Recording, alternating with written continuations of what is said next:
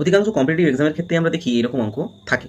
কি বলেছে অঙ্কটা? দুটি সংখ্যার যোগফল 288 এবং তাদের এইচসিএফ হলো 16। তাহলে এই ধরনের সংখ্যার কত জোড়া আমরা তৈরি করতে পারবো? তাহলে আমি যেহেতু এইচসিএফ বা গসাগু বলে দিয়েছে 16, তার জন্য আমি একটাকে ধরে নিলাম 16x আর একটা ধরে নিলাম 16y। তাহলে এখানে আমি দুটো সংখ্যা ধরে নিয়েছি। এবারে তাদের যোগফলটা কত বলেছে? 16x প্লাস 16y, অর্থাৎ এই দুটো সংখ্যার যোগফল হচ্ছে 288। তাহলে এই যে 288 বেরিয়েছে, আমরা এখান থেকে খুব সহজেই এক্স প্লাস ওয়াই এর মান কী করে বের করতে পারবো?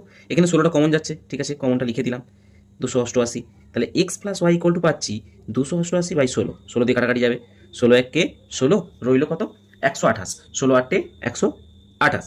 যাই হোক, এটা তাহলে হয়ে গেল। তাহলে আমরা এক্স প্লাস ওয়াই পেলাম 18। তাহলে আমরা এক্স প্লাস ওয়াই এর মান যদি 18 পাই, তাহলে আমরা এখান থেকে খুব সহজেই কজোড়া হবে সেটা বের করতে পারবো। কীভাবে করে?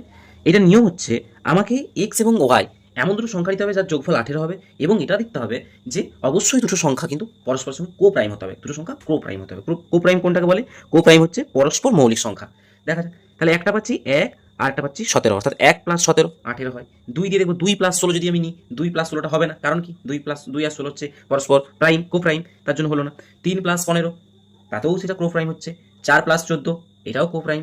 5 প্লাস 13, এটা হবে। 5 প্লাস 13 হচ্ছে। এবার 6 দিয়ে দেখি, 6 প্লাস 12, এটা কো প্রাইম। 6 হলো 7, 7 প্লাস 11, এটা হচ্ছে। 7 প্লাস 11টাও হবে। দেখা যাক আর হয় কিনা। 7 প্লাস 11 হলো, আটটা দেখি আটটা হয় কিনা। 8 দিয়ে দেখি, 8 প্লাস 10, এটাও পরস্পর কো প্রাইম, হচ্ছে না। 9 প্লাস 9, এটা তো কো প্রাইম বটেই। তাহলে এবার রিভার্স হয়ে গেল। তাহলে আমরা ক জোড়া পেলাম? 3 জোড়া। তাহলে এরকম আমরা 3 জোড়া কিন্তু সংখ্যা পাবো। খুব সহজেই আমরা এই ট্রিক্স ফলো করে এই ধরনের যা অঙ্ক পড়বে কিন্তু করা যাবে। ধন্যবাদ।